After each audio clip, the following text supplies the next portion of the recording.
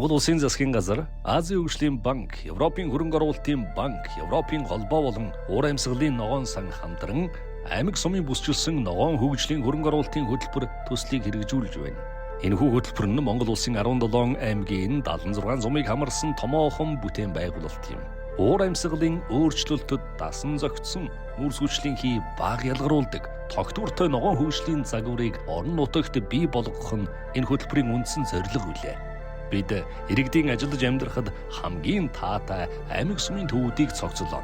Үүнд орлогод нийцсэн орон сууц, төвлөрсөн дулаан хангамж, цэвэр усны систем, автозам зэрэг тэргүүлэх чиглэлийн дэд бүтцийг хөгжүүлж, сэргээгдэх эрчим хүч ашиглан хүлэмжийн хийг бууруулж, байгальд ээлтэй дэвшилтэд технологиудыг нэвтрүүлнэ. Уламжлалт малаж авах үеийг орчин үеийн бэлчээрийн менежменттэй хослуулж, бэлчээрийн даацад нийцсэн ашиглалтыг урамшуулж, нүүрс төрөх шингээлтийг бүртгэх MRV системийг хөгжүүлнэ.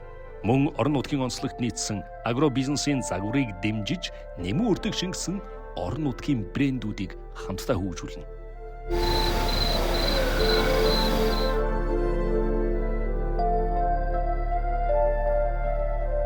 Бид хөдөөж авахын үйлдвэрлэл эрхлэгчдэд зориулсан бүсийн ногоон тогтвортой санг байгуулж, ногоон бизнес эрхлэгчдэд зориулж инновацийн тэтгэлэг олгож, бодлогоор дэмжиж ажиллана.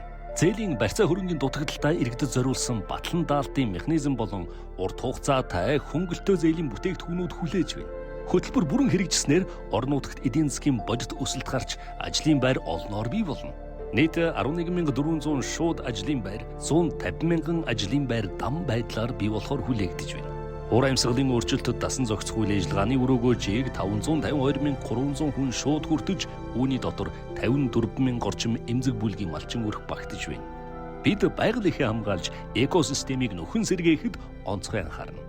Хөтөлбөрийн хүрээнд Монгол Улсын хөрсний доройтолд орсон нийт бэлчээрийн 3/1-тэй тэнцэх буюу 28.8 сая га бэлчээрийг тогтвортой менежментээр хангана. Энэ нь хүлэмжийн хийн ялгарлыг 117.4 сая тонноор бууруулах бөгөөд энэ нь Монгол Улсын 2030 оны зорилтын 70%-тай тэнцэх томоохон үзүүлэлт юм.